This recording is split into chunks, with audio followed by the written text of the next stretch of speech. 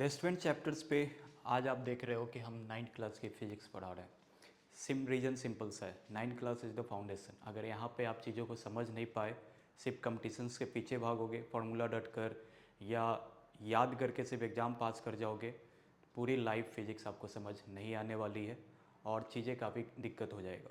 Because आगे चलकर अगर आपको साइंस स्ट्रीम में आगे बढ़ना है या at least, because it's not about कि कॉमर्स के बच्चे या आर्ट्स के बच्चों की बात नहीं है, ठीक है। आपका स्ट्रीम अलग अलग डिस्ट्रीब्यूट होगा, वो आप माई टैग ऐप पे आप देख भी सकते हो। हमने वहाँ पे डिटेल्स में स्ट्रीम की एक्सप्लेनेशन की है कि आपको एक स्ट्रीम कैसे चूज करना चाहिए, ठीक है।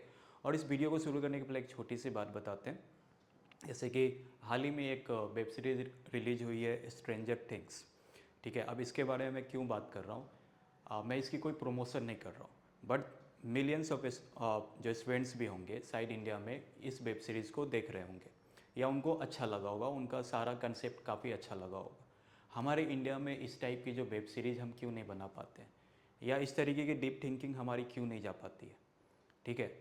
सिंपल सा रीज़न है कि हमारी क्रिटिकल थिंकिंग डेवलप नहीं हो पाता है, हम हॉलिस्टिक वे में अप्रोच नहीं कर पाते हैं, ठीक है। हमारे जीवन में धीरे धीरे वाट शब्द रह गया, जैसे कि what is something like instructions. जैसे आपको ये करना है, क्यों करना है, आप पूछोगे भी, जैसे घर में पूछोगे, स्कूल में पूछोगे, दे आर लाइक ना ये कर आना है। सो जो वाई वर्ड है ना, समथिंग हमारे लाइफ से इंडिया में बहुत तेज़ी से धीरे धीरे मिस होता जा रहा है। और इसके पीछे बहुत सारे रीजन्स हैं। जो हमारा कंट्री काफ़ी टाइम तक गुलाम रहा, तो शायद उन्होंने चाहा कि इस देश से वाई को ही डिलीट कर दिया जाए और इनका माइंड बस इंस्ट्रक्शंस के अकॉर्डिंग चले, एक ऑर्डर सुने। तो हमें बस ऑर्डर सुनना है, ये करना है, आप रट्टा मार के करो, नहीं पसंद है तब भी करो। अब वो हर चीज़ में होता है, आपके रिलेशनशिप्स में होता है, आपके फ्रेंड सर्कल में होता है, आपके स्कूल्स में, कॉलेजेस में, सोसाइटी में। ध्यान दोगे, ऑब्जर्व करोगे अच्छे से, तो आपको समझ में आएगा कि आपकी पसंद, आपकी चॉइसेस, इस पर कोई काम ही नहीं कर रहा, आपका इंटरेस्ट कोई काम ही नहीं कर रहा है। तो अगर कोई काम नहीं कर रहा है तो ज़रूरत है कि हम काम करना स्टार्ट करें, ठीक है। तो 9th क्लास को डेस्पेंट चैप्टर से पढ़ाने के पीछे सिंपल सा रीज़न है कि आपकी फाउंडेशन अच्छी हो पाए, आप फिजिक्स को फील कर पाओ, साइंस को डेली लाइफ में समझ सको, अपने रियल वर्ल्ड में उसको क्या बोलते हैं, उसको रिलेट कर सको, ठीक है। ये पहला चैप्टर है और मैं काफ़ी टाइम के बाद पढ़ाने की सोचा, या नॉलेज, इसको पढ़ाना नहीं बोलूँगा, नॉलेज ट्रांसफ़र बोलूँगा, नॉलेज ट्रांसफ़र करने की सोची। तो हो सकता है कि आपको ये पूरा वीडियो जब अंत तक देखोगे तो मैं इतना श्योर आपको ज़रूर कर सकता हूँ कि धीरे धीरे आपको फिजिक्स काफ़ी रिलेट करने लगोगे लाइफ में। बिकॉज मेरे यहाँ पे कोई एम नहीं है कि आप इसको रट्टा मारो या फार्मूला याद कर लो। तो आपका इसमें मल्टीपल फ़ायदा है, तो क्विक रिवीजन हो जाएगा, चैप्टर बहुत अच्छे से समझ आ जाएगी, आपको थ्योरेटिकल चीज़ें बहुत क्लियर नज़र आएंगी, आप खुद डिफिनेशन बनाना स्टार्ट कर दोगे मोशन का या जो भी टॉपिक्स है। तो एक एक करके शुरू करते हैं। सबसे पहला चैप्टर आपके 9th क्लास का है मोशन, ठीक है। उसके पहले हम समझते हैं कि फिजिक्स क्या है। तो भाई फिजिक्स जैसे कि साइंस, साइंस में क्या होता है ना, सबसे पहले साइंस को समझते हैं कि नॉर्मली जो साइंस होता है आपका, ठीक है,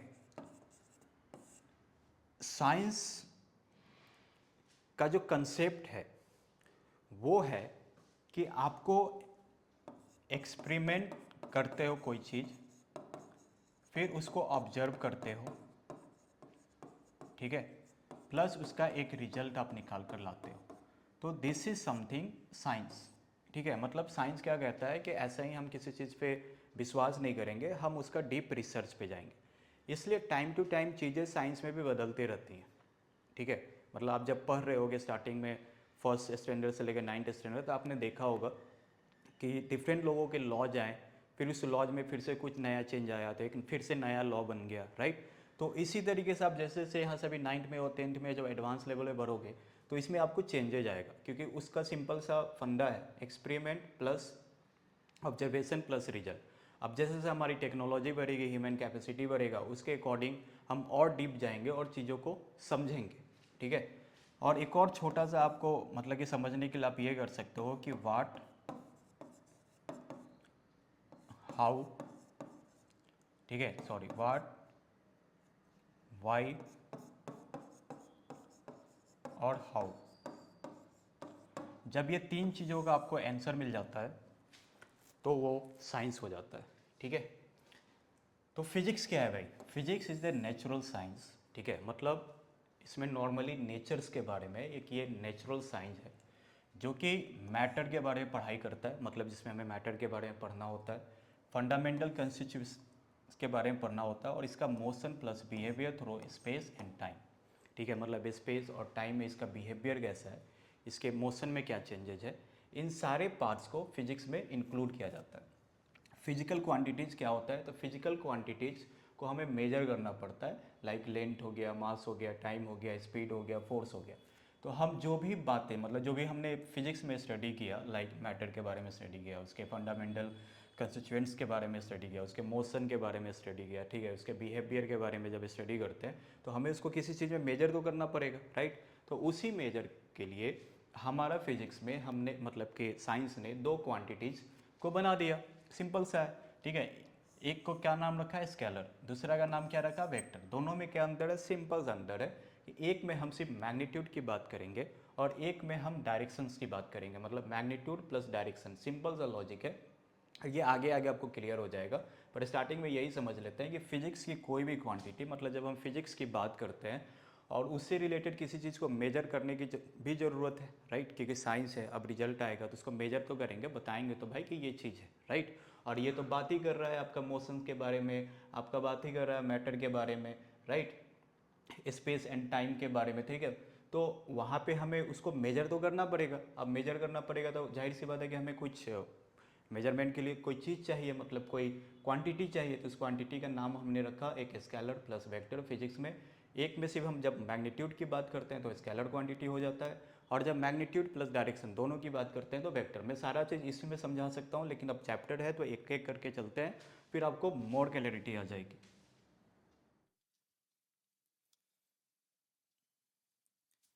ठीक है, अब है मोशन का बेसिक्स। पहला है आपका रेस्ट, ठीक है, दूसरा है मोशन, तीसरा है डिस्टेंस एंड डिस्प्लेसमेंट। अब इन सब चीज़ों के बारे में बात करेंगे। और हाँ, मतलब जो भी पीपीटी चाहिए तो मैं 10 चैप्टर्स का नीचे व्हाट्सएप चैनल शेयर कर दूंगा, आप उसको ज्वाइन कर सकते हो, और वहाँ पे हम ये जो भी पीपीटी या पीडीएफ है वहाँ पे शेयर कर दिया करेंगे, तो ये आपको हेल्प भी हो जाएगा एक क्विक रिवीजन में, ठीक है। तो सबसे पहले बात करते हैं कि भाई रेस्ट।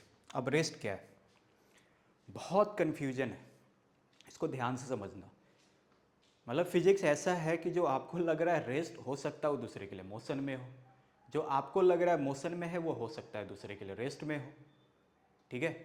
अब इन चीज़ों को समझे कैसे, तो अब कोई रेस्ट में है, कोई मोशन में है, ठीक है। अब चलिए पहले एक एग्जांपल देता हूँ, उससे आपको शायद थोड़ी सी क्लैरिटी आ जाए।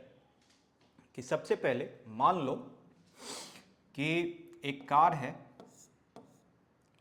ठीक है, एक कार है भाई। अब इसमें राम और सिया जा रहे हैं, ठीक है। अब यहाँ पे हनुमान नाम का व्यक्ति यहाँ से इनको देख रहा जाते हुए, ठीक है। बगल में एक पेड़ भी है, ठीक है। अब यहाँ से बेचारे हनुमान देख रहे हैं कि राम और सिया जा रहे हैं। सारा फंडा यहीं पे क्लियर हो जाएगा कि रेस्ट और मोशन की कन्फ्यूजन जो भी है वो यहाँ से आपको दूर हो जाएगी। तो सबसे पहली बात, हनुमान जो हैं, पहले मैं थोड़ा सा कन्फ्यूजन क्रिएट करता हूँ, दिमाग आप लोग का थोड़ा सा चकराता हूँ। अब देखो, ये तो हो गया अर्थ, मतलब ये लोग कहाँ पे हैं, अर्थ पे, ठीक है। अब मान लो कि मून है, अब मून पे कृष्णा बैठा हुआ है, ठीक है, और यहाँ से वो देख रहा है। अब समझना, कृष्णा के लिए ये सब मोशन में है,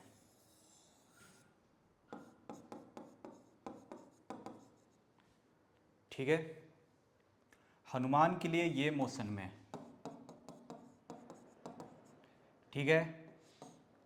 राम और सिया एक दूसरे के लिए रेस्ट में है, हनुमान खुद रेस्ट में है, ठीक है। अब ये कैसे क्लैरिटी हो, अब इसी के लिए जब भी हम किसी चीज़ की कंपैरिजन की बात करते हैं, नॉर्मली जो साइंस में बहुत सारा जो मुद्दा है वो कंपैरिजन पे चलता है, ठीक है। अब ये जब कंपैरिजन की बात आती है तो कंपैरिजन हम कैसे करेंगे, कंपैरिजन हम कंपेयर करने की बातें कैसे होंगी। तो कंपेयर करने की बातों के लिए हमें रेफरेंस की ज़रूरत पड़ती है, ठीक है। रेफरेंस मतलब किसी के कंपैरिजन में, ठीक है।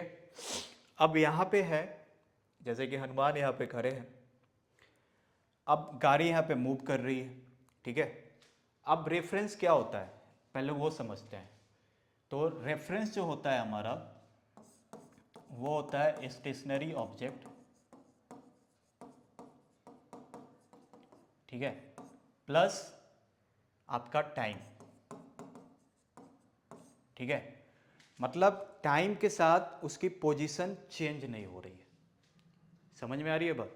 मतलब कोई भी चीज़ चाहे वो ऑब्जेक्ट हो, जैसे कि मैटर, यहाँ पे मैटर की बात की गई, राइट। मैटर का मतलब क्या होता है, जैसे मास और वॉल्यूम, ठीक है।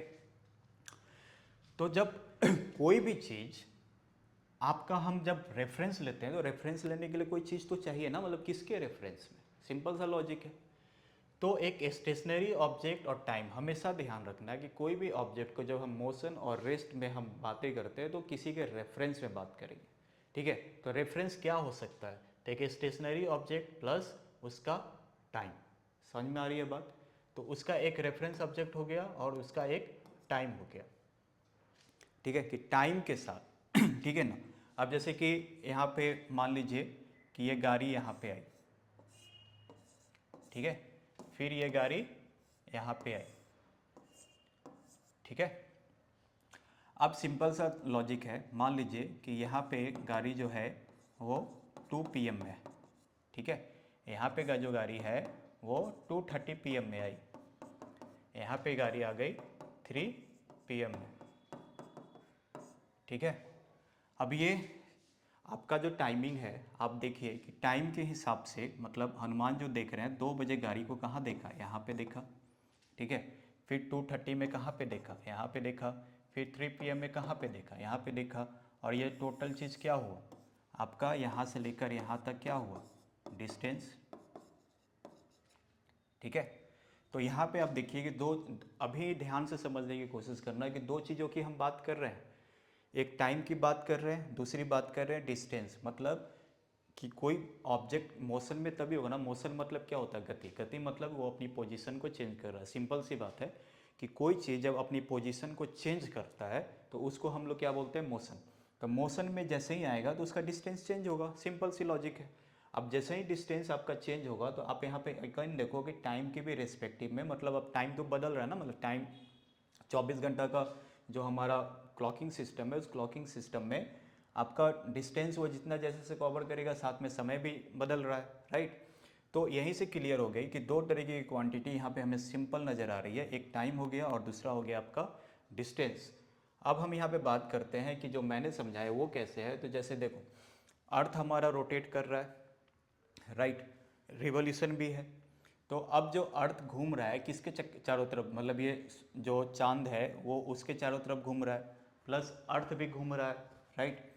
तो जब अर्थ हमारा मोशन में है इंटायर, और वो खुद ही अपनी पोजीशंस पे कंटिन्यूअस रोटेट कर रहा है, तो कोई बंदा अगर स्पेस से देखेगा तो उसको लगेगा कि इंटायर अर्थ ही घूम रहा है। जब इंटायर अर्थ घूम रहा है तो जाहिर सी बात है कि उस पर कोई, मतलब कि रेस्ट में, तुमको लग रहा है कि हम रेस्ट में खड़े हैं लेकिन हमारा अर्थ तो रोटेशन में है।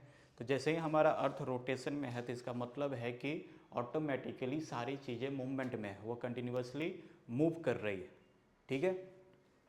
सेम वे में जैसे ही हम अर्थ पे आ जाते हैं तो अर्थ पे आने जाने के बाद सिंपल सा लॉजिक है कि इस गाड़ी में, ठीक है, इस गाड़ी में जैसे कि राम सिया यहाँ पे बैठे हुए हैं, तो राम सिया क्या क्या, मतलब कि सिंपल सा देखो, राम सिया का क्या डिस्टेंस चेंज हो रहा है, मतलब उधर गाड़ी में बैठे हुए हैं। मान लो कि इमेजिन करो कि एक गाड़ी में राम और सिया बैठ के जा रहे हैं। अब एक गाड़ी में जैसे ही राम और सिया बैठ के जा रहे हैं तो क्या वो एक दूसरे के लिए, मतलब कि पोजीशन उनका चेंज हो रहा है, ठीक है, राम के कंपेरिजन में सिया का, सिया के कंपेरिजन में राम में नहीं। समय भी जैसे जैसे बदल रहा है, जैसे कि यहाँ पे जो टाइमिंग बदली, 2 बजा, 2:30 हुआ, 3 हुआ, तो क्या इनकी आपस में पोजीशन चेंज हुई? नहीं हुई, राइट।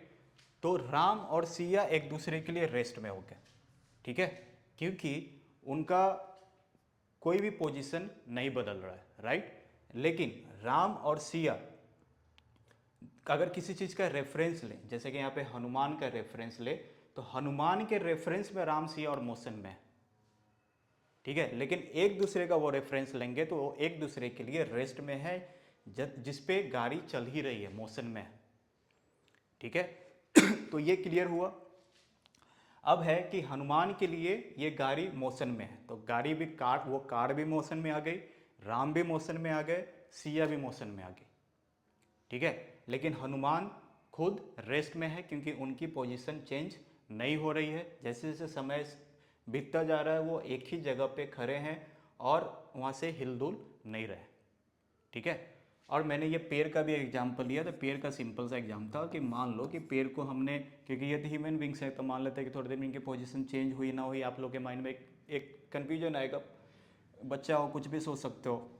तो इसलिए भाई ये पेड़ तो अपना जगह नहीं चेंज कर रहा है ना, तो ये पेड़ जब अपना जगह चेंज नहीं कर रहा है तो इसके रिस्पेक्ट में हनुमान रेस्ट में है लेकिन गाड़ी मोशन में है। गाड़ी के अंदर जो राम सिया बैठे हुए हैं, अब इसको क्या बोलते हैं, इसको बोलते हैं रिलेटिव मोशन।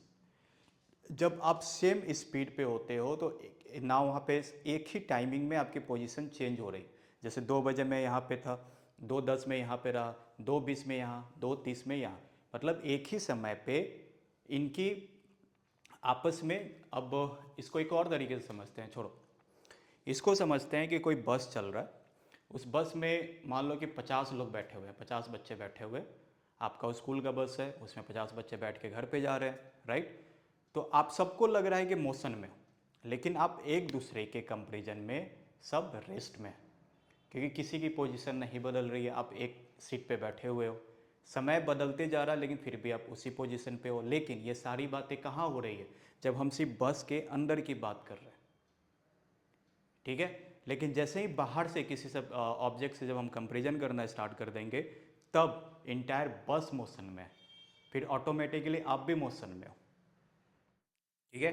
तो यहाँ से क्लियर हुआ कि मोशन हम किस चीज़ की बात करेंगे, रेस्ट किस चीज़ की बात करेंगे। तो मैंने जैसे ही बोला कि position doesn't change with the time, rest में हम किसको बोलेंगे, रेस्ट में हम उसको बोलेंगे, मतलब फिजिक्स के भाषा में। क्योंकि यहाँ पे क्या है कि कोई चीज़, वैसे तो हम अगर डीपली जाएंगे तो अर्थ भी रोटेट कर रहा है, मून भी रोटेट कर रहा है, सैटेलाइट भी रोटेट कर रहा है, सन भी रोटेट कर रहा है, कोई भी शांत नहीं।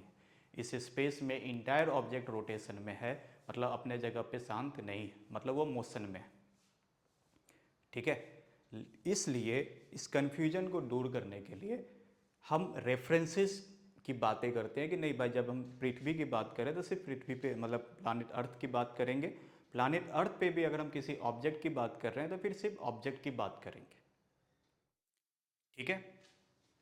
तभी जाके वो चीज़ें सही तरीके से कैलकुलेट हो सकती है, नहीं तो कन्फ्यूजन क्रिएट होगा, राइट। अब जैसे कि ट्रेन में बैठे हो, आराम से बुक पढ़ रहे हो, मस्ती कर रहे हो, कुछ भी कर रहे हो, पर ट्रेन तो इंटायर मोशन में है। लेकिन हम सब जो भी ट्रेन में बैठे हुए हैं वो मोशन में नहीं है, क्योंकि एक जगह बैठे हुए आराम से, ठीक है। तो जब जब तक पोजीशन चेंज नहीं होता है, ठीक है, टाइम के हिसाब से, मतलब कितना ही बज जाए, सुबह से 10 बजे से लेके 12 बज गया, लेकिन आप एक ही जगह बैठे हो, तो उसको हम क्या बोलेंगे, रेस्ट, ठीक है। और इस चीज़ को भाई डेली लाइफ में भी अप्लाई, जिन लोगों को आदत है कि घर में चुपचाप बैठे हुए हैं, रूम से निकल नहीं रहे हैं, सुबह से आदत बना ली है एकदम से 10-10 घंटा, 8-8 घंटा, उसमें से मैं भी हूँ। तो 8-8 घंटा अगर आप बैठ सकते हो तो फिर आपका रेस्ट पोजीशन में ही जा रहा है, आप चीज़ें मोशन में नहीं है। पर इंटायर नेचर चाहता है कि आप मोशन में रहो।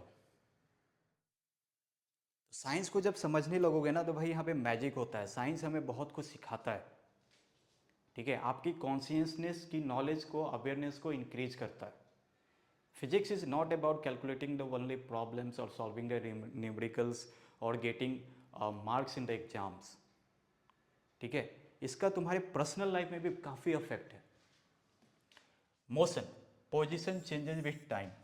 अब क्या है कि पोजीशन भाई चेंज हो गया, जैसे कि मैंने ये आपको छोटे छोटे डायग्राम से समझाया। तो मोशन किसको बोलेंगे कि टाइम के साथ उसकी पोजीशन चेंज हो गई, तो उसको हम क्या बोलेंगे कि वो मोशन में है, ठीक है। अब आ जाती है डिस्टेंस एंड डिस्प्लेसमेंट की बातें। डिस्टेंस और डिस्प्लेसमेंट की बातें क्या है, ठीक है। तो पिछले स्लाइड में हमने देखा था कि दो तरीके की क्वांटिटी होती है। एक होता है क्वांटिटी आपका एक क्वांटिटी आपका होता है, एक क्वांटिटी आपका होता है कि आपने स्केलर और दूसरी क्वांटिटी क्या होती है, वेक्टर।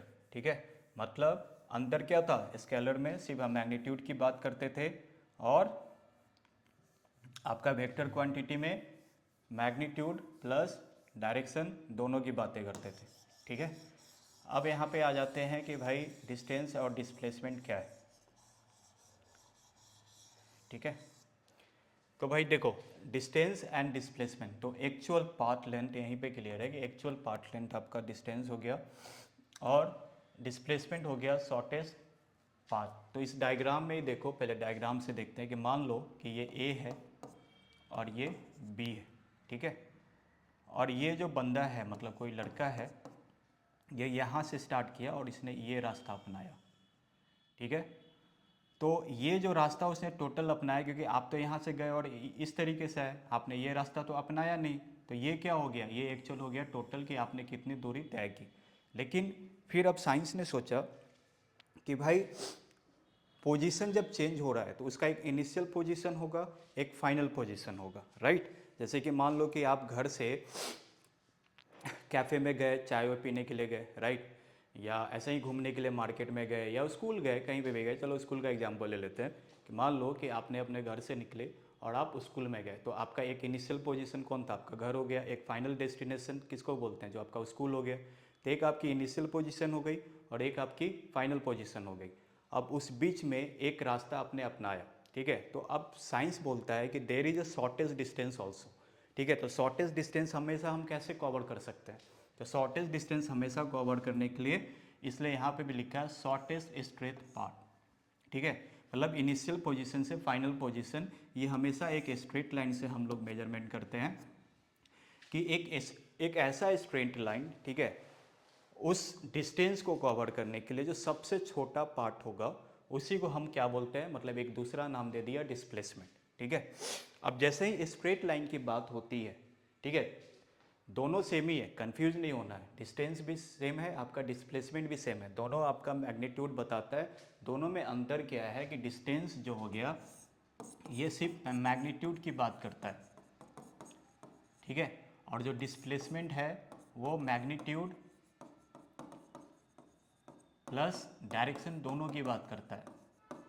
ठीक है, इसकी ज़रूरत क्यों पड़ी भाई, दो चीज़ एक ही चीज़ को रखते, डिस्टेंस को रखते, डिस्प्लेसमेंट को क्यों रखा, तो यही मैंने समझाया कि हमेशा initial position plus final position पे थोड़ा ऑब्जर्व करोगे तो there is a shortest distance also. तो उस शॉर्टेस्ट डिस्टेंस को कैसे निकालेंगे, तो एक स्ट्रेट पाथ से निकालेंगे, मतलब एक स्ट्रेट लाइन से निकालेंगे शॉर्टेस्ट स्ट्रेट पाथ जो कि इनिशियल पोजीशन से लेके फाइनल पोजीशन का होगा, उसी को क्या बोलेंगे, डिस्प्लेसमेंट। और इसमें एक मज़े की बात है कि क्या डिस्टेंस और डिस्प्लेसमेंट सेम हो सकता है, तो हाँ हो सकता है। अगर वो स्ट्रेट लाइन से है और वो शॉर्टेज डिस्टेंस को ही कवर कर रहा है, ठीक है, तो वो क्या हो जाएगा, आपका डिस्प्लेसमेंट हो जाएगा। लेट्स एज्यूम कि ये आपका हो गया, ये आपका हो गया मान लो कि आपका घर, ठीक है, ये मान लो कि राम का घर हो गया और ये मान लो कि हनुमान का घर हो गया। ठीक है, अब राम जा रहे हैं हनुमान से मिलने के लिए। अब क्या है कि ये एकदम से स्ट्रेट पाथ को इन्होंने कवर किया, ये उनका हो गया इनिशियल पोजीशन ए और ये हो गया फाइनल पोजीशन बी। तो ये क्या हो गया, एकदम से स्ट्रेट लाइन है। अब यहाँ पे डिस्टेंस भी सेम है प्लस डिस्प्लेसमेंट भी सेम है। ठीक है, क्लियर है, डिस्टेंस भी सेम हो गया और यहाँ पे डिस्प्लेसमेंट से भी सेम हो गया।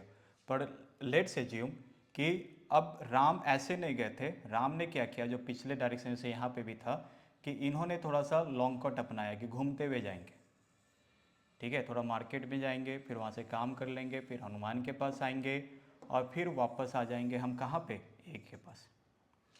ठीक है, अब इस डायग्राम से आपको बहुत कुछ क्लियर हो जाएगा, ध्यान से समझना, इस डायग्राम में और भी बातें हैं।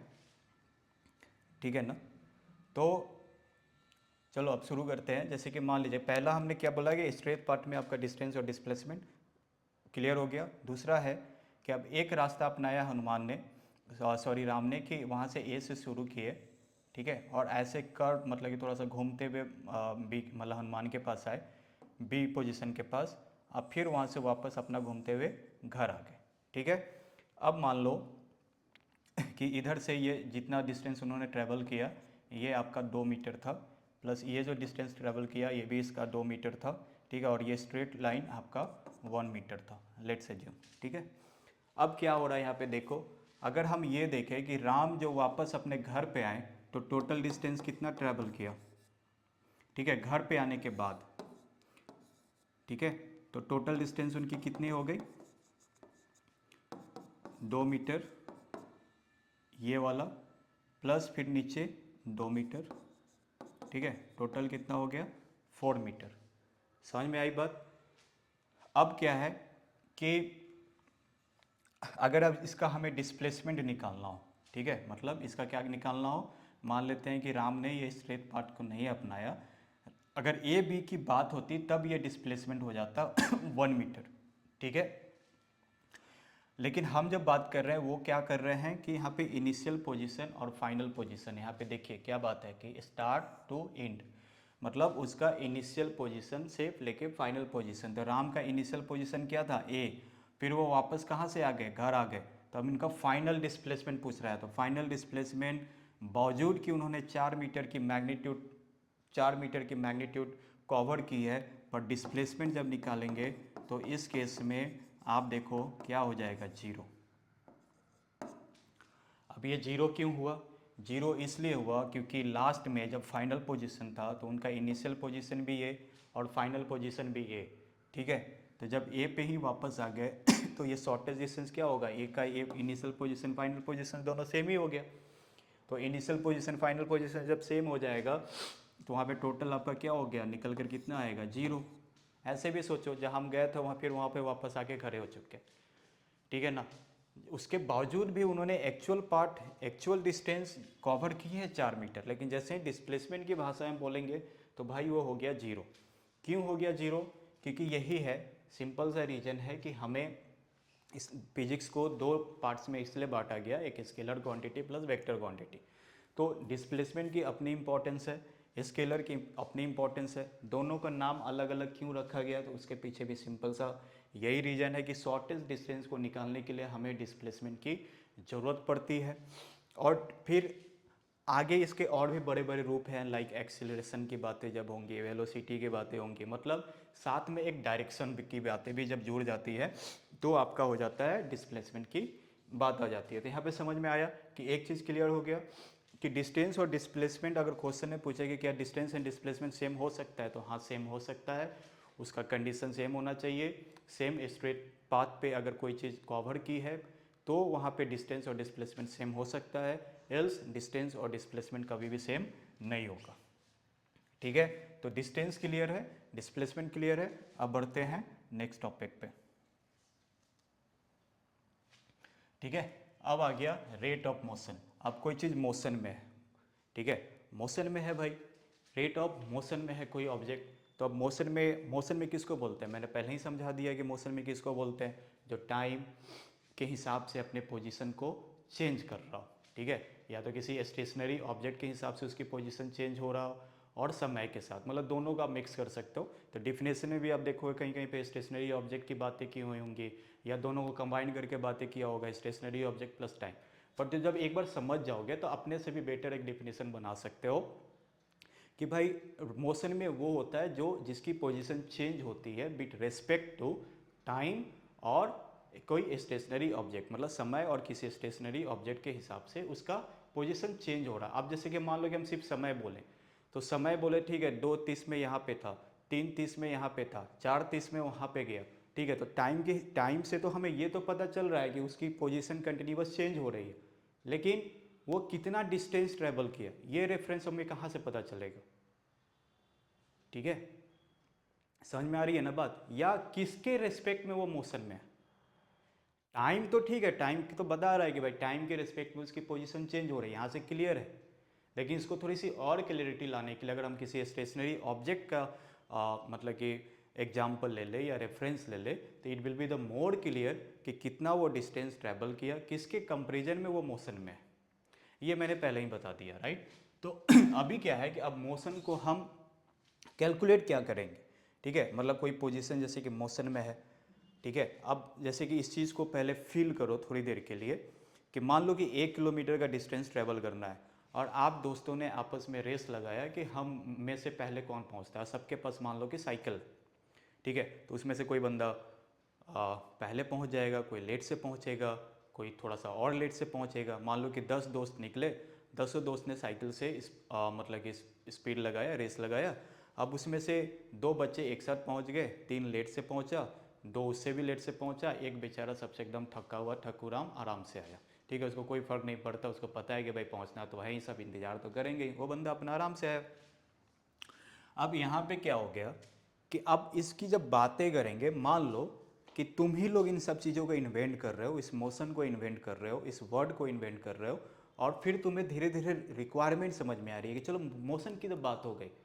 अब लेकिन भाई कौन कितने मोशन में है, तो कौन कितने मोशन में है इसको भी तो कैलकुलेट करना होगा ना। तो इस चीज़ के लिए एक फिर से नए वर्ड का ज़रूरत पड़ा, और मतलब एक क्वांटिटी की ज़रूरत पड़ी। उस क्वांटिटी को हमने एक नाम दिया स्पीड, दूसरा नाम दिया वेलोसिटी, ठीक है। तो डिस्टेंस डिस्प्लेसमेंट तक क्लियर था कि ये रिक्वायरमेंट के अकॉर्डिंग हमारे चीज़ों की ज़रूरत पड़ रही है। तो अब स्पीड कैसे करते हैं, how fast a body move, simple सा जो अभी मैंने बताया कि कोई एक ऑब्जेक्ट या कोई बॉडी कितनी तेज़ी से मूव कर रही है, उसको जब हमें कैलकुलेट करना होगा, मतलब उस चीज़ को हम क्या बोलेंगे, मतलब उस कितने फास्ट से मूव कर रहा है, तो उस चीज़ की जो कैलकुलेशन होगी उसको हमने एक नाम दिया स्पीड, ठीक है। अब है वेलोसिटी की बात, ठीक है। पहले स्पीड की बात कर लेते हैं, फिर वेलोसिटी की बात कर लेते हैं। तो स्पीड का आप देख रहे हो कि सिंपल सा, अब देखो भाई पढ़ाने के लिए ये भी क्लियर है ये शॉर्ट नोट्स में काफ़ी है, लेकिन मैं चाहता हूँ कि आप फिजिक्स फील करो, क्योंकि आपके पास दर्जनों चैनल्स हैं, तो आप मतलब कि दूसरे चैनल पे भी जा सकते हो। बट आपको अगर फिजिक्स फील करना है तो मेरी कोशिश है कि आप फिजिक्स खुद फील कीजिए, स्पीड को समझ जाइए, वेलोसिटी समझ जाइए, और इन चीज़ों को आपके मन में एक पूरा इमेजिनेशन क्रिएट हो जाए, ठीक है। अब है कि speed is equal to distance by time. अब मैं भाई तुमको ये भी समझा देता हूँ कि speed is equal to distance by time क्यों हुआ, ठीक है ना। तो आपका speed is equal to distance by time क्यों हुआ, ठीक है। अब है कि स्पीड की जब डिफिनेशन पढ़ोगे तो कितने टाइम में कितना डिस्टेंस ट्रेवल किया, ध्यान से सुनना, कितने टाइम में कितना डिस्टेंस ट्रेवल किया, ठीक है। क्योंकि मैंने पहले ही बोला था कि किसी चीज़ को जब हम मोशन में बात करते हैं तो वहाँ पे आपको ध्यान, मतलब कि सिंपल सा लॉजिक है कि मैंने किस चीज़ की बात की थी, कि मैंने बात की थी कि 2 मैग्नीट्यूड, एक मैग्नीट्यूड आप हो गया आपका समय, मतलब टाइम, मतलब कितने टाइम पे उसकी पोजीशन चेंज हो रही है। दूसरा मैंने आपको क्या समझाया कि किसी के रेस्पेक्ट पे, राइट। अब जैसे कि उसका पोजीशन तो चेंज हो रहा पर किसके हिसाब से, राइट। तो कंटिन्यूस उसकी पोजीशन चेंज हो रही है, और तो उसका डिस्टेंस भी कुछ, मतलब कुछ वो दूरी तय कर रहा होगा, तो वहाँ पे एक टोटल डिस्टेंस हो गया। अब इसी मोशन को हम कैलकुलेट कर रहे हैं, तो सिंपल सी बात है कि इस मोशन को कैलकुलेट करने के लिए हमें 2 क्वांटिटी की इंपॉर्टेंट पड़ेगी, कि एक कि उसने कितना भाई पोजीशन चेंज करते करते कितना दूर चला गया, और अगर वो फाइनल बी पे जाके रुक गया है, मतलब ए से चला और बी के पास जाके रुक गया है, तो इसमें उसको समय भी लगा होगा, और तो कुछ लग नहीं रहा है, राइट ना, क्लियर है। तो एक उसने कितना एक्चुअल पार्ट कवर किया, और दूसरा उसको समय कितना लगा, तो इसी 2 क्वांटिटी को मिलाकर हमने किसकी बात की, स्पीड। मतलब स्पीड इससे निकाला जा सकता है कि वो कितना गति से, मतलब कितना वो फास्ट वो बॉडी मतलब सॉरी मूव किया होगा, ठीक है। तो स्पीड का डिस्टेंस मतलब कि डिफिनेशन भी होता है कि टोटल डिस्टेंस ट्रेवल, मतलब कि एंड पर यूनिट टाइम, ठीक है, मतलब कि कितने समय में वो कितना डिस्टेंस ट्रेवल किया। तो इसलिए उस डिफिनेशन से ही, इस रिक्वायरमेंट के हिसाब से ही, जो कि मैथ्स से जुड़ा हुआ है, तो मैथ्स के हेल्प से हमने कैलकुलेट किया कि स्पीड भाई ऐसे निकल सकता है, डिस्टेंस मतलब कितने समय में कितना डिस्टेंस वो कवर करेगा। इसलिए एक फार्मूला बना जो कि डिफिनेशन से आया है, ऐसा नहीं कि जादू से ये बना है, जो मैं समझा रहा हूँ आप समझ सकते हो, ठीक है। तो स्पीड इक्वल टू कितना हो गया, डिस्टेंस, और ये कौन सा क्वांटिटी है, स्केलर क्वांटिटी। ऐसा यूनिट क्या होती है, मीटर पर सेकंड। अब ऐसा यूनिट मतलब एक स्टैंडर्ड यूनिट होता है जो कि पूरे सिर्फ अपने इंडिया में नहीं, पूरे इंटरनेशनल लेवल पे मतलब कि पूरा दुनिया इस यूनिट को फॉलो करती है कि मतलब आप यूएसए में भी जाओगे तो सेम बातें हो रही होंगी, यूके में जाओगे, कनाडा में जाओगे, कहीं भी जाओगे देश दुनिया में, तो आपको एक स्टैंडर्ड यूनिट मिलेगा। उसी स्टैंडर्ड यूनिट को फॉलो किया जाता है कि एक ऐसा यूनिट से मीटर पर सेकेंड, ठीक है। अब ये किलोमीटर पर आवर भी हो सकता है, ठीक है, सेंटीमीटर पर सेकेंड भी हो सकता है, तो ये कुछ भी हो सकता है यूनिट में, पर एक स्टैंडर्ड यूनिट माना गया कि मीटर पर सेकेंड को हम लेकर चलेंगे तो किसी चीज़ को भी कन्वर्ट किया जा सकता है, एक स्टैंडर्ड आपको कैलकुलेशन मिलकर आ जाएगा ताकि एक्यूरेसी सब जगह मेंटेन रहे, ठीक है। अब मान लो कोई यूएसए में बोल रहा है कि हम 100 किलोमीटर पर आवर की स्पीड से गाड़ी चला रहे हैं, कोई इंडिया में बोल रहा है कि हम 100, अब ये ना कि यहाँ का 100 किलोमीटर पर आवर और वहाँ का 100 किलोमीटर पर आवर अलग हो जाए, तो इसलिए हमें एक स्टैंडर्ड यूनिट की ज़रूरत है। कैन नेवर बी नेगेटिव, ठीक है, स्पीड क्या हो सकता है, कभी भी नेगेटिव नहीं हो सकता है, तो इस बात को ध्यान देने की ज़रूरत है कि स्पीड कभी भी नेगेटिव नहीं हो सकती है, ठीक है। वेलोसिटी मैंने पहले ही बताया इसके पहले कि दो तरीके की बातें हुई थी, एक डिस्टेंस और एक डिस्प्लेसमेंट। तो अब वेलोसिटी क्या है, वेलोसिटी के पास सिंपल सा अगेन वही बात होगी कि उसके पास स्पीड होगा लेकिन उसके साथ क्या होगा, एक डायरेक्शन भी होगा, मतलब एक डायरेक्शन में वो मूव किया होगा। तो इसलिए दोनों के डिफिनेशन में थोड़ा सा अंतर आप देख रहे हो, डिस्टेंस बाय टाइम और displacement by time. Vector quantity है, वेलोसिटी क्या है, वेक्टर क्वांटिटी है। ये जीरो भी हो सकता है, पॉजिटिव भी हो सकता है, नेगेटिव भी हो सकता है, क्योंकि लास्ट एग्जांपल में मैंने आपको दिखाया कि कैसे डिस्प्लेसमेंट जीरो हो गया। तो भाई जब डिस्प्लेसमेंट जीरो हो गया तो ऑटोमेटिकली वो चीज़ें जीरो आएंगी ना, रिजल्ट आपका जीरो हो जाएगा, ठीक है। तो यहाँ पे क्लियर है। अब इसका एग्जाम्पल क्या है, इसका जैसे कि मान लो कि स्पीड का एग्जाम्पल हमेशा आएगा तो 50 किलोमीटर पर आवर, इसके साथ कोई डायरेक्शन नहीं लगा होगा, और आपका वेलोसिटी होगा तो 50 किलोमीटर पर आवर नॉर्थ हो गया, साउथ हो गया, मतलब कोई डायरेक्शन होगा, मतलब एग्जैक्ट बताएगा। तो वेलोसिटी से एक और चीज़ क्लियर हो जाती है कि इंसान का कम से कम ये पता चलता है कि इस डायरेक्शन में गया होगा, लेकिन स्पीड से हमें बस इतना ही मालूम पड़ेगा, दोनों सेम ही चीज़ है, लेकिन वेलोसिटी थोड़ी सी क्लैरिटी दे देती है डायरेक्शन के हिसाब से, ठीक है। तो यहाँ तक क्लियर है आपका। अब आ जाते हैं एक्सीलरेशन की। तो भाई ये चीज़ तुमको पहले मैं ध्यान से समझाता हूँ, ये बढ़िया से समझ लेना क्योंकि ये काफ़ी बच्चों को नहीं समझ में आता है और इस टॉपिक में हम खाली थ्योरी की बात करेंगे, जो नेक्स्ट टॉपिक में हम जाएंगे आपका उसमें पूरे ग्राफ में समझाना स्टार्ट करूँगा। तो इस आज वाले चैप्टर में ना मैं थ्योरी पहले बेटर वे में एक्सप्लेन कर रहा हूँ ताकि आपको प्रॉपर एक अप्रोच मिल जाए, और आई होप आपको मज़ा आ रहा होगा। एक्सीलरेशन में पहले हम चलते हैं कि इसकी भाई ज़रूरत क्यों पड़ी। एक्सीलरेशन मतलब कोई चीज़ इंक्रीज कर रहा है, ठीक है, एक्सीलरेशन मतलब कोई चीज़ इंक्रीज कर रहा है। अब एक्सीलरेशन का आप यहाँ से डिफिनेशन पहले मतलब कि जो फॉर्मूला है वो देखो, यहाँ का फॉर्मूला है A equal to v u minus u by t, ठीक है। अब इसको समझते हैं थोड़ा सा, मैं क्यों क्यों बता रहा हूँ पहले आप समझ लो, उसके बाद आपको समझ में आएगा, बेचैन होने की ज़रूरत नहीं है, ठीक है। भी क्या होता है, भी होता है फाइनल वेलोसिटी, मतलब एक स्टैंडर्ड फॉर्म है, आप कुछ भी बना सकते हो। आप इसके अलावा मान लो कि कई बुक में सीधे या किसी न्यूमेरिकल क्वेश्चन में सीधे भी या यू की बात की गई है, तो इसका मतलब समझ जाना भी for the final velocity, you for the initial velocity and T for the time, ठीक है। ये एक स्टैंडर्ड है, ज़रूरत नहीं है कि आप इसी चीज़ को माने, ठीक है। इनिशियल वेलोसिटी हो गई, पर नॉर्मली एक स्टैंडर्ड फॉर्म है जिन्होंने अपना लिया है साइंस के भाषा में कि भाई हाँ ये चीज़ है जो इसको रिप्रेजेंट करेगा। आप ए बी सी डी इतने सारे अल्फ़ाबेटिकल है, 26 अल्फ़ाबेट में से कुछ भी मान सकते हो, इट्स योर चॉइस, ठीक है। अब मान लेते हैं कि इसका क्या होता है, मीटर पर सेकेंड। फार्मूला पहले ही हम लोग देख चुके हैं कि इसका फार्मूला कैसे निकल के आया था, ऊपर मीटर था नीचे एस था, तो इसको मीटर पर सेकेंड ऐसे लिख सकते हैं डिविडेंड के फॉर्म में।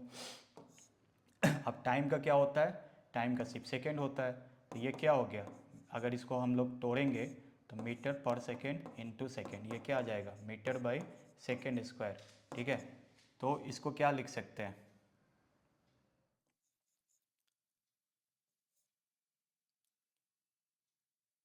ठीक है, एक सेकेंड, मीटर पर सेकेंड सेकेंड, हाँ बस यहाँ तक ही हमको काम था, ये हमारे काम का चीज़ नहीं है, इसको मैं डिलीट कर देता हूँ, ठीक है।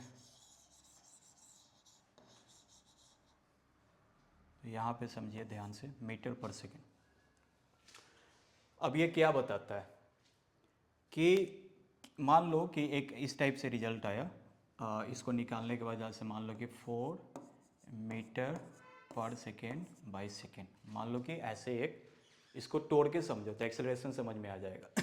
क्योंकि बहुत लोग इसका डिफिनेशन याद कर सकते हैं, जैसे कि सिंपल सा डिफिनेशन आप यहाँ पे भी देखो लिखा हुआ है कि the rate of change of velocity equal to, हो गया फाइनल खत्म, वेलोसिटी मतलब एक्सेलरेशन खत्म, ठीक है ना। एक सेकेंड,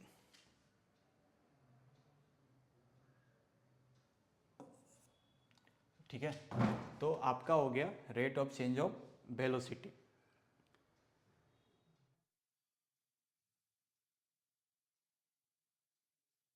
ठीक है, तो एक्सीलरेशन में आपका हो गया कि यहीं से सिंबल खत्म हो गया। मैं इतना डीप में इसलिए जा रहा हूँ ताकि आप इसका मतलब समझ जाए, क्योंकि बहुत लोग इसका मतलब नहीं समझ पाते हैं। तो 4 मीटर मतलब हर सेकेंड में 4 मीटर पर सेकेंड से उसमें इंक्रीज आ रहा है। कहने का मतलब है यहाँ पे सिंपल सा लॉजिक कि कोई गाड़ी है,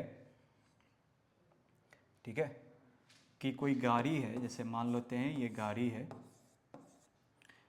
अब ये आगे की तरफ मूव कर रही है, तो अब जाहिर सी बात है कि अब गाड़ी एक ही स्पीड में तो चल नहीं रही है मतलब नॉर्मली इंक्रीज होता है।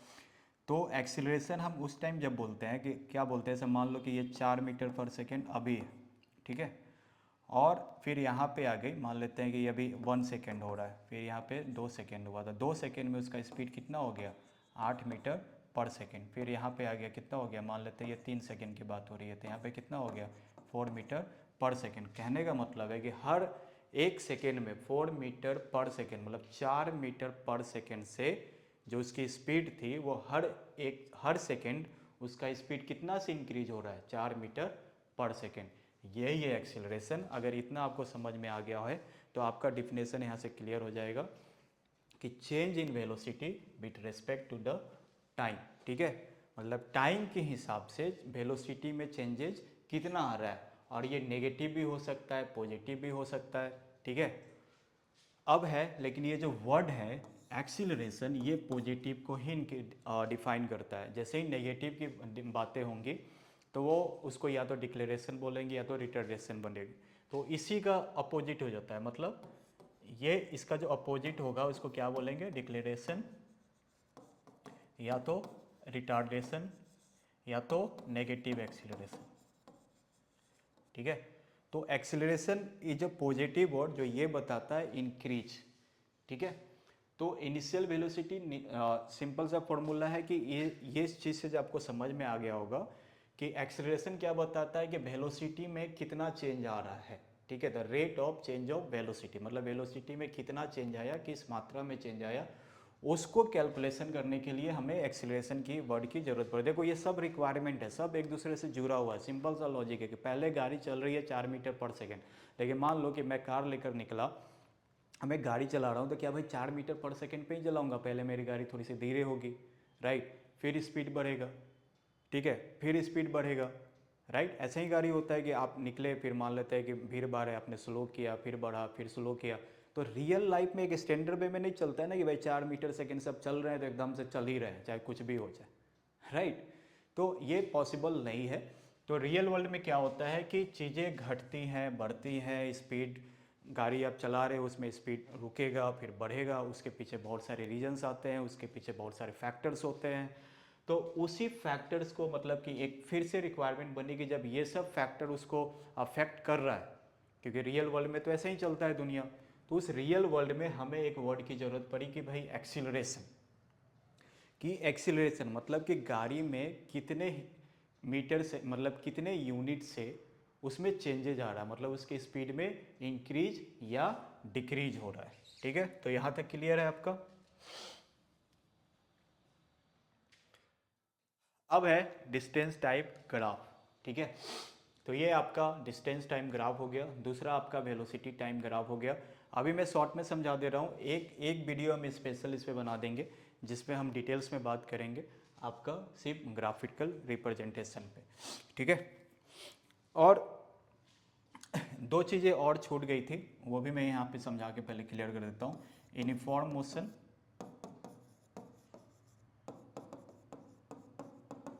नॉन यूनिफॉर्म मोशन, ठीक है। यूनिफॉर्म मोशन क्या होता है? यूनिफॉर्म मोशन होता है मतलब एक ही स्पीड से या एक इनफॉर्मली स्पीड को, मतलब कि एक जैसे स्पीड को ट्रैवल आपका किया जाए, ठीक है। तो अब इसमें क्या होता है कि इनफॉर्म मोशंस का सिंपल सा मतलब होता है कि इक्वल डिस्टेंस, ठीक है, ट्रेवल कर रहा है। मतलब कि जैसे कि मान लो 4 सेकेंड में वो 2 मीटर ट्रैवल किया, तो अगला 4 सेकेंड में भी 2 मीटर, अगला 4 सेकेंड में भी 2 मीटर, अगला 4 सेकेंड में भी 2 मीटर। तो जब इस टाइप के मोशंस की बात होती है तो इसको हम लोग बोलते हैं क्या? यूनिफॉर्म मोशन, ठीक है। अब जैसे ही यूनिफॉर्म मोशन की हम बात करते हैं तो तुम हमेशा एक बात हमेशा से ध्यान देना, ठीक है, कि इनफॉर्म आपका जब मोशन या इनफॉर्म स्पीड हो गई, ठीक है, तो इन सब चीज़ों का हमेशा एक स्ट्रेट लाइन होगा। अब स्ट्रेट लाइन क्यों होगा उसके पीछे का भी रीज़न है, वो भी मैं समझा देता हूँ। जिसका थोड़ा बहुत भी मैथ्स स्ट्रांग होगा उसको ज़्यादा क्लैरिटी आ जाएगी, क्योंकि फिजिक्स में भी मैथ्स का काफ़ी बड़ा इन्वॉल्वमेंट है। मैथ्स और फिजिक्स एक दूसरे से जुड़े हुए हैं, खासकर जहाँ पे कैलकुलेशन की बात आएगी, ग्राफ की बात आएगी, तो ये दोनों की अंडरस्टैंडिंग थोड़ी बहुत आपकी होनी चाहिए, ठीक है। तो डिस्टेंस का सिंपल सा मतलब है कि आपका equal distance equal interval of time में ट्रैवल हुआ हो, चाहे वो मतलब छोटा डिस्टेंस हो या कम मोशन है। जैसे मान लो कि स्टार्ट हम किए पहले 2 मीटर, मतलब कि 2 सेकेंड में हमने 3 मीटर किया, फिर नेक्स्ट 2 सेकेंड में 3 मीटर किया, फिर मान लो कि हमने 6 सेकेंड में हर 1 सेकेंड में 2-2 मीटर किया, तो हमारा टोटल कितना हो गया इन्फॉर्मेशन का? 6। लेकिन उसके बाद सडनली थोड़ा सा इंक्रीज हुआ, फिर उसके बाद इंक्रीज हुआ, फिर उसके बाद इंक्रीज हुआ।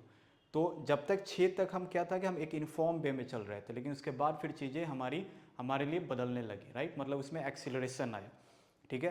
तो इन्फॉर्म मोशन हमेशा क्या होता है कि इन्फॉर्म मोशन में मतलब इक्वल डिस्टेंस आपका इक्वल टाइम में ट्रेवल होगा। तो यहाँ पे इन्फॉर्म स्पीड आपका देख लीजिए, यहाँ पे इसी के लिए यहाँ पे इधर हो गया, मान लीजिए कि डिस्टेंस, तो मान लीजिए कि ये 1 मीटर है, ठीक है, ये 2 मीटर, ये 3 मीटर, ये 4 मीटर, इधर मान लीजिए कि ये 1 सेकेंड, ठीक है, ये हो गया 0, ये हो गया 2 सेकेंड, ये हो गया 3 सेकेंड, ये हो गया 4 सेकेंड, ये हो गया 5 सेकेंड, ठीक है। अब मान लो कि 1 सेकेंड में व्यक्ति कितना ट्रेवल किया? 1 मीटर। मतलब ये किसकी बात हो रही है? इनफॉर्म स्पीड की, ठीक है। इनफॉर्म मोशन मतलब इनफॉर्म मोशन का ये ग्राफ है। तो अब इनफॉर्म मोशन में मैंने क्या बोला कि इक्वल डिस्टेंस इक्वल टाइम में ट्रैवल करेगा। तो मान लीजिए जब इस तरीके की बात होगी तो इसका ग्राफ कैसे बनेगा? एकदम से स्ट्रेट टाइप का। तो 1 सेकेंड में मान लेते हैं कि यहाँ से आया, फिर यहाँ पे ग्राफ बन गया, तो यहाँ पे एक फाइनल आपका आ रहा है, ठीक है। उसी तरीके से 2 सेकेंड में 2 मीटर किया, तो फिर यहाँ पे आके मिला, फिर, ठीक है। तो जब आप इन सारे, मतलब ये ग्राफ थोड़ा सा गलत हो गया, बट आप जब एकदम से देखोगे इस सारे चीज़ों को स्केल पे आप करके देखना, जब मैच करोगे तो आपको ये जो डॉट डॉट डॉट डॉट यहाँ पे मिलता चला जाएगा और एक स्ट्रेट लाइन आपका खड़ा होगा। तो ये कन्फ्यूज नहीं होना है कि स्ट्रेट लाइन कैसे बना है। ये आप जब कैलकुलेट करोगे, जब इक्वल टाइम में और इक्वल डिस्टेंस, इधर डिस्टेंस कर दो, इक्वल टाइम कर दो, फिर दोनों को जब आप मैच करोगे जहाँ पे ये दोनों इंटरसेक्ट करेंगे, और फिर आप इन सारे मैचिंग पॉइंट्स का जब एक ग्राफ ड्रॉ करोगे तो एक स्ट्रेट लाइन आपका ड्रॉ होगा। उसी तरीके से जब वेलोसिटी टाइम ग्राफ की बात करेंगे, तब ये ग्राफ है, जैसे डिस्टेंस और स्पीड की बात कर रहे हैं तो हमको क्या निकल कर आएगा? स्पीड। तो डिस्टेंस और स्पीड के ग्राफ के हेल्प से हम लोग क्या निकाल सकते हैं? स्पीड निकाल सकते हैं। लेकिन अगर वेलोसिटी टाइम ग्राफ की बात करें तो उसमें हम क्या निकाल सकते हैं? यूनिफॉर्म एक्सेलरेशन निकाल सकते हैं, ठीक है। तो ये भी सेम इसी तरीके से आपका ग्राफ बनेगा। अगर आपको चाहिए डिटेल्स में ग्राफिकल रिप्रेजेंटेशन तो हम ग्राफ डिटेल्स में ग्राफ पे जाएंगे और साथ में उस पर कुछ क्वेश्चंस भी सॉल्व करेंगे, ठीक है। फर्स्ट इक्वेशन ऑफ मोशन, अब क्या है कि कुछ इक्वेशंस ऑफ मोशन है। अब कहने का मतलब क्या होता है कि अब इसकी क्यों ज़रूरत पड़ेगी? मैं हर बार बोल रहा हूँ कि जैसे ज़रूरत पड़ती है उसके हिसाब से हम चीज़ों को डेवलप करते हैं या तो इन्वेंट करते हैं। तो इसकी ज़रूरत भाई सिंपल सी पड़ेगी, it's a part of the study. जब हम किसी चीज़ को स्टडी करते जाते हैं तो हमें एक स्टैंडर्ड फॉर्मेट मिल जाता है। तो जब स्टैंडर्ड फॉर्मेट मिल जाता है तो उससे चीज़ें, स्टैंडर्ड फॉर्मेट किसको बोलते हैं? कि एक ऐसी चीज़ या एक ऐसा फार्मूला या एक ऐसा रिसर्च या एक ऐसा कैलकुलेशन जिससे एक स्टैंडर्ड वे में वो चीज़ें सॉल्व हो सके। समझ में आ रही है बात? तो उसको फिर हम लोग अपना लेते हैं। तो उसी तरीके से इसमें मतलब एक्सेप्ट कर लेते हैं, मतलब वो एक साइंटिफिकली मतलब कि वो अप्रूव हो जाता है, जिससे पूरी दुनिया उस चीज़ को यूज करने लगती है और उससे उनका चीज़ आसान होने लगता है। समझ में आ रहा था? सिंपल सा लॉजिक है कि आप इन सब चीज़ों के जानने के पहले जब आप सॉल्व करोगे तो आपको लगेगा कि जो डिफरेंट डिफरेंट क्वेश्चंस या न्यूमेरिकल प्रॉब्लम्स या जो प्रॉब्लम्स आ रहे हैं, जैसे अब ये न्यूमेरिकल प्रॉब्लम्स क्या होता है? न्यूमेरिकल प्रॉब्लम्स में ये नहीं सोचना है कि हमको न्यूमेरिकल सॉल्व करना है। भाई न्यूमेरिकल प्रॉब्लम्स मतलब क्या? कैलकुलेशन करना है। अब हम सारी चीज़ें समझ गए, कौन गाड़ी कितनी स्पीड से जा रही है, ठीक है, वो इस टाइम पे निकली तो मान लो कि पटना कितने बजे पहुंच रही है, दिल्ली कितने बजे, ट्रेन आज अभी यहाँ पे खुली है, दिल्ली इतने बजे पहुंची, ठीक है, तो उसका एवरेज स्पीड क्या है, इसका एक इन्फॉर्म स्पीड क्या है, ये कैलकुलेशन कैसे करेगा? मान लो कि आप स्टेशन पे बैठे हुए हैं या पूरा ट्रेन आपके मतलब एक सुप्रीम अथॉरिटी आप लेकर बैठे हुए, जहाँ पे आप ये डिसाइड कर रहे हो कि जैसे कि आप लोग देखते हो ना कि सुबह में दिखाता है कि फ़्लाइट की टाइमिंग ये है और 4 बजे खुलेगी और 6 बजे आपको दिल्ली पहुंचा देगी। मान लो कि पटना से एक फ़्लाइट है, 4 बजे खुला और 6 बजे आपको दिल्ली पहुंचा दिया, तो ये कैलकुलेशन कैसे हुआ? ठीक है, ये कौन किया कैलकुलेशन, मतलब किस तरीके से कर लिया आपने कैलकुलेशन, राइट? तो ये तो एक सिंपल कैलकुलेशन हो गया कि वहाँ पे डिस्टेंस, टाइम। अब इन सब चीज़ों को जब आप कम्प्लेक्स में जाओगे तो कम्प्लेक्सिटी जैसे जैसे बढ़ती है, तो उसको आसान करने के लिए एक इक्वेशन आया जिसका नाम रखा गया इक्वेशन ऑफ मोशन। मतलब मोशंस को सॉल्व करने के लिए हम कुछ इक्वेशंस ऑफ मोशंस की बात करते हैं, ठीक है। मैं देख ले रहा हूँ कि कोई टॉपिक वॉपिक तो भाई नहीं छूटा है अपने नोट्स से। एक सेकेंड, एवरेज स्पीड छूट गया है, एवरेज वेलोसिटी छूट गया है, वो मैं आपको बता देता हूँ, ठीक है। तो सिंपल सी बात है कि इक्वेशंस ऑफ मोशंस, अब इसमें कम्प्लेक्सिटी मान लो कि और बढ़ गई। जैसे कि मान लो कि प्लेन है, अब प्लेन सॉरी, जब टेक ऑफ की या जब ट्रेन खुलती है या जब अपनी गाड़ी लेकर निकलते हो तो क्या उसी टाइम वो 100 किलोमीटर पर आवर की स्पीड से चल रहा होता है? या टेक ऑफ करते ही प्लेन की क्या उतनी स्पीड मेंटेन कर लेता है? नहीं, राइट, उसकी इनिशियल होती है, कहीं पे हो सकता है उसको स्लो डाउन करना पड़े, राइट। तो ये एक सारा एक एवरेज कैलकुलेशन निकलता है कि कितने सेकेंड में उसकी स्पीड बढ़ रही है, ठीक है ना। तो इन्हीं सारे सब कैलकुलेशन को सॉल्व करने के लिए, इजी करने के लिए हमें इक्वेशंस ऑफ मोशन मिला, जिसको हम लोग इन्फॉर्म इक्वेशन तो इसमें क्या होता है कि आपका, ठीक है, अब जब इक्वेशंस ऑफ मोशंस में पहला इक्वेशन क्या है, v is equal to u plus a t. अब कंफ्यूज नहीं होना है भाई, ये बस देखो अभी कैसे आसान हो जाएगा। सबसे पहली बात, ये कैसे निकला, ठीक है। तो मान लेते हैं ये तो ग्राफ है, ठीक है, ग्राफ को अभी छोड़ो, पहले यहाँ पे समझो कि एक्सेलरेशन का फॉर्मूला क्या होता है, final velocity minus initial velocity by time, ठीक है। अब मान लो कि इसको और तोड़ते हैं, तो तोड़ेंगे तो क्या हो जाएगा, v minus u is equal to a t, ये दोनों आपस में मल्टीप्लाई हो गया, ठीक है। अब v minus U A t, अब ये इतना भी छोड़ सकते हैं पर थोड़ा सा अच्छा नहीं लग रहा है, तो अब इसको क्या करेंगे, v is equal to a t plus u, हो गया फर्स्ट इक्वेशन ऑफ मोशन। तो मैंने पहले ही बोला कि चीज़ें कम्प्लेक्स थी, हमने सॉल्व करते चले गए, फिर हमें उसे एक रिलेशन मिल गया, उस रिलेशन को हमने रख दिया कि भाई इस टाइप का जब यूनिफॉर्म एक्सेलरेशन की बात होगी तो हम ऐसे ऐसे फॉर्मूला को यूज़ कर सकते हैं और उनको सॉल्व कर सकते हैं, ठीक है। तो सिंपल सा था कि पहला आपका क्लियर हो गया कि a is equal to v minus u by t होता है, एक्सेलरेशन पहले ही मैंने समझा दिया था, उसके फॉर्मूला से के हेल्प से हमें फर्स्ट इक्वेशन ऑफ मोशन मिल गया, ठीक है। सेकेंड इक्वेशन ऑफ मोशन क्या बोलता है, a is equal to u t plus half A t square, ठीक है। तो भाई अब ये कहाँ से आया, अब उसी तरीके से जब हम आगे बढ़े तो निकल कर आ गया, ठीक है। तो A equal to u t plus half A t square, ठीक है। आपका डिस्टेंस जो है area under v t graph, ठीक है, ये आपका निकल कर आया। उसके बाद के ग्राफ के हेल्प से हमने एक्चुअली में इन चीज़ों का हेल्प सॉल्व किया है। तो आपका एरिया 2 का कितना आया, हाफ टी इंटू ए टी। अब जो आपका जो क्या बोलते हैं उसको, ट्रायंगल का है एरिया अगर निकालना होगा तो क्या होगा, 1/2 इंटू बेस इंटू हाइट होता है, ठीक है। तो यहाँ से निकल कर आया 1/t इंटू ए टी, मतलब इतना सारा एरिया इसका निकल कर आया कितना, 1/2 इंटू ए टी। फिर इसका एरिया कितना आपका निकल आया, क्योंकि ये क्या बन रहा है, ये आपका रेक्टेंगल था, रेक्टेंगल का एरिया कैसे निकलता है नॉर्मली, यू टी, ठीक है। अब यहाँ पे कुछ हो नहीं रहा भाई, सिंपल सा लॉजिक देखो कि यहाँ पे क्या हो रहा है। पहले का एरिया हमारा half into T into A T कैसे निकल कर आया, तो यहाँ पे सिंपल सा लॉजिक है कि जब हम ये डिस्टेंस टाइम्स ग्राफ आपका बना रहे हैं, ठीक है, तो फाइनल डिस्टेंस आपका क्या है, एस है, ठीक है। फाइनल डिस्टेंस हमने गोल क्या कर लिया कि फाइनल डिस्टेंस एस निकला। अब area under v t graph, अब एरिया अंडर हमारा जो वी टी ग्राफ है, ठीक है, तो ये आपका हो गया, ये जो एरिया है वो आपका क्या चीज़ का है, ये आपका ये वेलोसिटी है इधर, और इधर क्या बता रहा है आपका टाइम, मतलब ये वेलोसिटी टाइम ग्राफ। तो बीच का जो होगा, मैंने भी पहले ही बताया था कि वेलोसिटी इंटू और टाइम की बात हो रही है, तो वेलोसिटी इंटू टाइम जब बीच में दिखाएगा वो क्या हो जाएगा आपका एक्सेलरेशन, ठीक है। तब एक्सेलरेशन निकालना है तो पीछे भी हम लोग समझ चुके हैं, या फर्स्ट इक्वेशन ऑफ मोशंस की हेल्प से हमने निकाला था। तो यहाँ पे नॉर्मली क्या हो गया कि अगर इस चीज़ को अब दो पार्ट्स में हमें बांटना पड़ेगा, मतलब हमें चीज़ों को सॉल्व करना है, कॉम्प्लेक्स प्रॉब्लम है, उस कॉम्प्लेक्स प्रॉब्लम्स को हम सॉल्व कर रहे हैं। तो जैसे ही सॉल्व करेंगे इस ग्राफ को, तो दो पार्ट में बांटोगे, तो एक पार्ट आपको दिखेगा कि इसको अगर निकालना है तो इसका कैलकुलेशन कैसे हो जाएगा, ठीक है। तो ये ट्रायंगल का एक फॉर्म ले रहा है, तो ये ट्रायंगल का फॉर्म ले रहा है, तो उसमें क्या हो जाएगा half into T into A T, ठीक है। उसी तरीके से टी इंटू यू टी, तो ये टोटल आपका क्या हो जाएगा, एरिया निकालोगे जब आप, area of rectangle plus area of triangle, मतलब ये रेक्टेंगल हो गया, ट्रायंगल हो गया, तो एक का कितना यू टी इंटू टी और दूसरा कितना half T into T into A T, तो दोनों को मल्टीप्लाई करोगे तो क्या निकल कर आ जाएगा, s equal to u t plus half A t square, ठीक है। उसी तरीके से ये जो फार्मूला आपका सिंपल सा निकल कर आया है कि एक final formula v square minus u square, आप और भी रिलेशन निकाल लो, तुमको खुद आता है, तुम्हारा चीज़ें क्लियर रहता है, आप इसको और सॉल्व करो, आप और रिलेशन निकालते जाओ, बहुत सारा रिलेशन निकाल लो, ठीक है।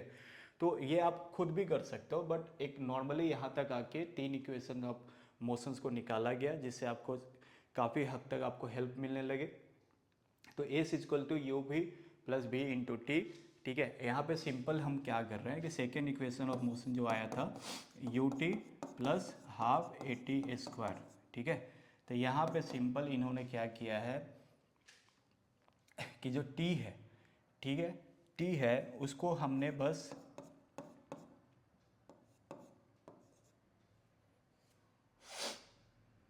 इंटू ए भी minus u by A square, ठीक है। तो ये सिंपल सा लॉजिक है कि यहाँ पे आपका t यहाँ पे था क्या u plus v into t, मतलब u plus v into T. एक सेकेंड यार, थोड़ा सा लगता है कि मेरा ही यहाँ पे गलत हो गया,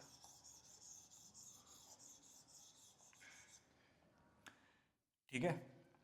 तो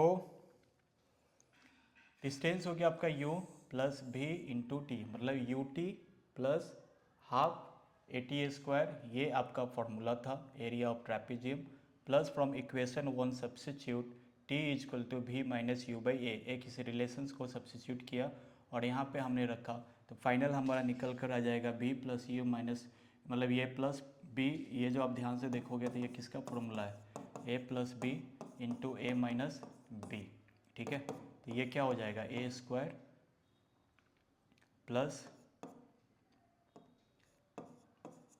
ठीक है, ए स्क्वायर, एक सेकेंड,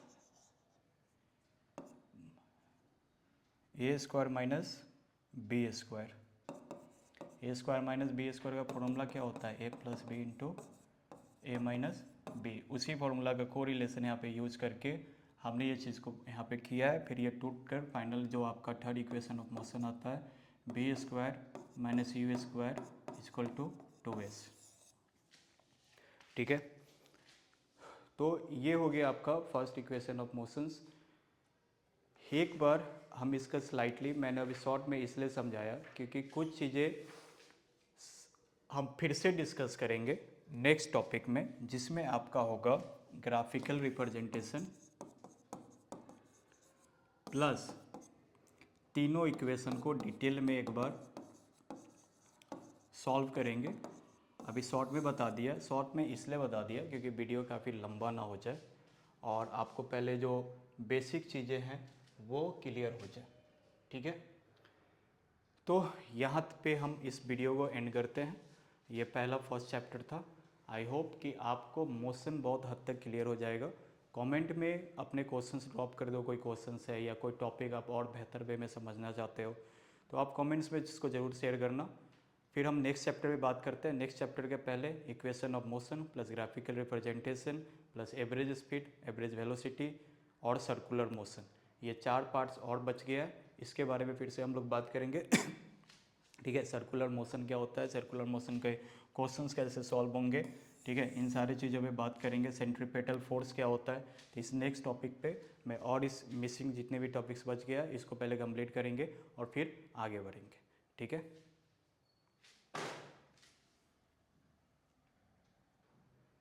ये इनफॉर्म सर्कुलर मोशन, मतलब इसको पहले थोड़ा सा समझ लो, ऐसे कल डिटेल्स में जब हम वो दोनों टॉपिक करेंगे तो उसमें और समझा देंगे।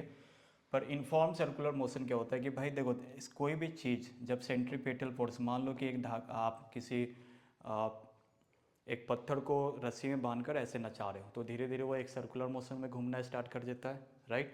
तो जैसे जैसे वो सर्कुलर मोशन में स्टार्ट होगा, मान लो कि ये एक बंदा यहाँ पे खड़ा है और इसने एक रस्सी से मतलब वो राउंड राउंड घुमा रहा है, ठीक है। तो आप ये कंटिन्यूअस देखो कि यहाँ पे 2-3 चीज़ें हो रही हैं। पहली चीज़ें क्या हो रही है कि उसका हर मोमेंट उसका डायरेक्शन चेंज हो रहा है, मतलब डायरेक्शन उसका सेम नहीं है, ठीक है। तो ये हो गया सबसे पहले एक inform circular motion. Inform circular motion क्यों बोलेंगे इसको, क्योंकि एक ही स्पीड में टाइम के रेस्पेक्ट में उसकी पोजीशन चेंज हो रही है, ठीक है। और इसकी मतलब सर कोई चीज़ सर्कुलर मोशन में जब घूमता है तो उस पर एक फोर्स की बात करते हैं, उस फोर्स को क्या बोलते हैं, सेंट्रीपेटल फोर्स, ठीक है। मतलब कोई चीज़ अगर सर्कल में घूमता है तो उसको क्या बोलते हैं, सेंट्रीपेटल फोर्स। उस सेंट्रीपेटल फोर्स के हिसाब के कारण कोई भी चीज़ इनफॉर्म एक सर्कुलर का रूप लेती है। लेकिन यहाँ पे भी इस डायग्राम में देखो, एक आपका फोर्स लग रहा है और एक आपका वेलोसिटी, मतलब एक पोजीशन में है और दूसरा फोर्स लग रहा है। तो ये जो फोर्स लग रहा है मतलब जिस कारण कोई भी चीज़ जब पोजीशन में होगा, कोई भी चीज़ सॉरी जब मोशन में होगा, अपना पोजीशन चेंज कर रहा होगा तो फोर्स तो उस पर लग रहा है, राइट। तो यहाँ पे भी सेंट्रीपेटल जब इस केस में, मतलब इस केस में जब हम लोग मोशन चैप्टर पे आएंगे तो आपको ये जो मतलब ज़्यादा अच्छे से समझ में आएगा। फिलहाल के लिए शॉर्ट में ये समझ लो कि इस केस में ये जो फोर्स लगता है, जहाँ पे सर्कल की बात होती है तो वहाँ पे वो सेंट्रीपेटल फोर्स की बात होती है। तो मैंने जैसा बोला कि डायरेक्शन इसका कंटिन्यूअस चेंज होगा। वेलोसिटी, अब यहाँ पे यूनिफॉर्म सर्कुलर मोशन की बात हो रही है तो मतलब कि क्वांटिटी हो सकता है इसका सेम हो, जैसे कि मान लो कि 20 मीटर पर सेकेंड, तो 20 मीटर पर सेकेंड से वो घूम रहा है, लेकिन स्पीड तो इस केस में सेम आपको नज़र आ रहा है। लेकिन यहाँ पे जैसे ही वेलोसिटी की बात हो जाएगी तो वेलोसिटी की अगर बात होगी तो उस केस में क्या हो जाएगा, उसका डायरेक्शन हमेशा चेंज हो रहा है।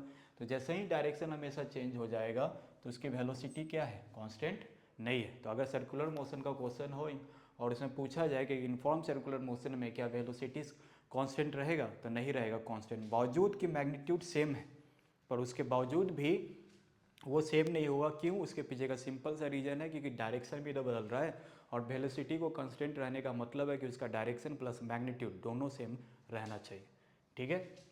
सेंट्रीपेटल फोर्स जैसे मैंने बताया कि pulls objects towards the centre, वो सेंटर की तरफ होल्ड करके रहता है और उसके पास एक फोर्स भी लग रहा है। तो वो एक सेंटर की तरफ से जब वो होल्ड करके रखा है जिसके कारण वो क्या करता है कि वो ऑब्जेक्ट आपको चारों तरफ घूमता है, ठीक है।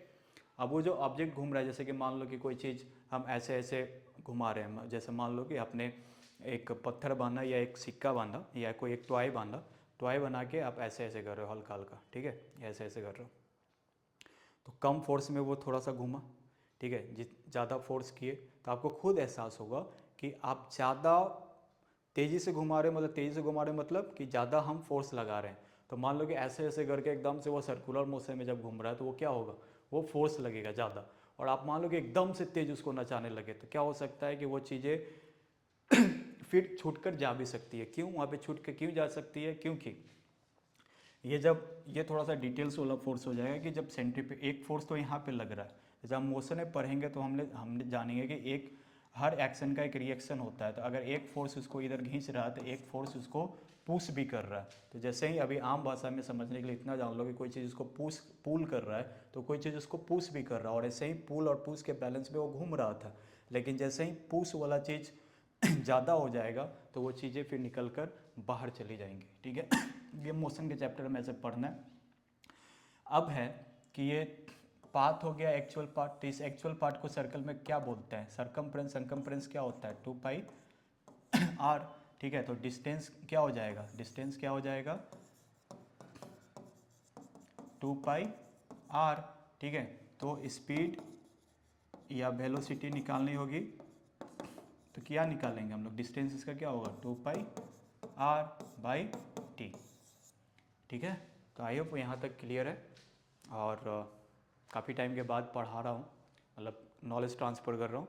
तो अभी यहाँ तक रखते हैं। आप लोग कमेंट में बताइए अगर आप ये वीडियो देख पा रहे हैं कि और बेटर मतलब किस चीज़ पे हम डीपली जाए, ताकि उस टॉपिक पे डीपली बात किया जा सके। एक डाउट क्वेश्चन आंसर सेशन भी शुरू कर सकते हैं। तो चलो मिलते हैं नेक्स्ट चैप्टर पे।